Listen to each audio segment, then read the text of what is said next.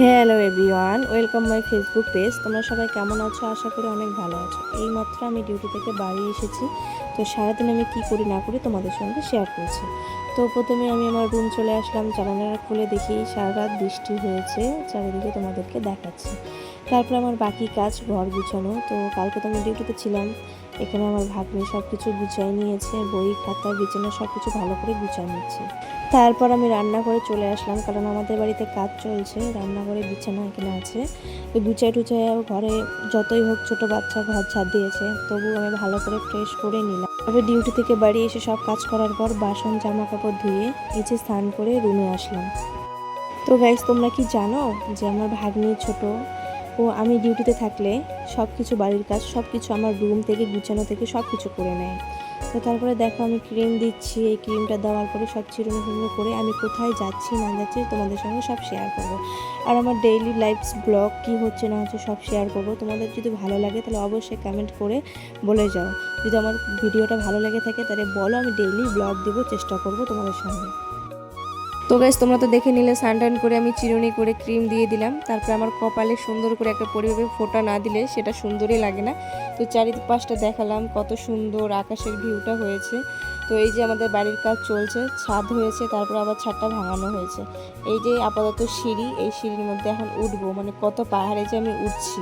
তো চলো দেখতে থাকো ভিডিওটা লাস্ট অবধি।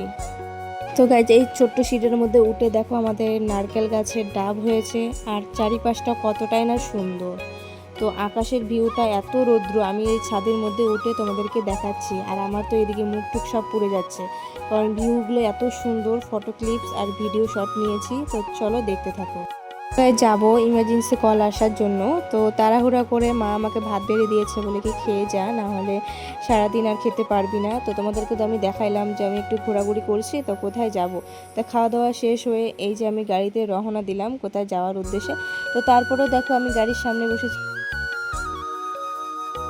তো গাইস, আমি গাড়ি থেকে নেমে আমার কাজটা সব শেষ হয়ে গেছে, ওই ক্লিপটা আমি নিতে পারিনি কারণ এত পরিমাণে রৌদ্র ছিল। এখন আমি রাস্তায় দাঁড়িয়ে আছি গাড়ির জন্য, তো একটু একটু হাঁটছি। তো এত গরম দিয়েছে, আমার মুখ চুখ দেখো ঘেমে কালো হয়ে গেছে। তো চলো তো গাইস দেখো, কাজ শেষ করে আমি বাড়ি চলে আসছি। তো বাড়ি এসে হাত মুখ ধুয়ে আবারও খাওয়া দাওয়া করে এখন ঘড়ি কাটায় 4টা বাজে। তো আমি ছাগল মুরগি সব কিছু নিয়ে এখন বের হব। তো দেখো আমি গেটের দিকে যাচ্ছি, বের না হয়ে দেখছি দরজা খুলে যে আমাদের হাঁসের বাচ্চাগুলো দাঁড়িয়ে আছে, ওরা বাড়ি ঢোকে। তো এত তাড়াতাড়ি তো বাড়ি ঢোকানো যাবে না, তো আমি বললাম, আবার ওদেরকে বললাম চলে যা, এখন আর ঢোকা যাবে না। ছাগলগুলো বের করে দেখো, এখন এত পরিমাণে রৌদ্র, মানে তাকানোই যাচ্ছে না। রৌদ্রের তাপটা কতটা, এত পরিমাণে রৌদ্রটা লাগছে, মানে আমি একটু যে তাকাবো সেটাও।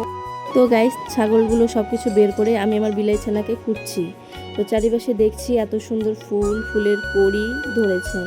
তারপরে আমি হঠাৎ করে দেখলাম আমাদের বিলাই ছানাটা ওই মানুষের বাড়ির দিক থেকে আসতেছে। তো এদিকে বললাম, ভাগ্নি বললো তো চলো একটু ঘুরে টুরে আসি। তো চারপাশটা আমি দেখাচ্ছিলাম আমাদের বাড়ির পাশেই, যে আমাদের বাড়ি এটা আমাদের সামনেই রাস্তা। তো ভিডিওটা যদি ভালো লেগে থাকে তো লাইক কমেন্ট শেয়ার করবে। তো তোমরা যদি চাও ডেইলি ব্লগ দেখতে তো আমাকে কমেন্ট করবে, ডেইলি ব্লগ দেবো। টাটা।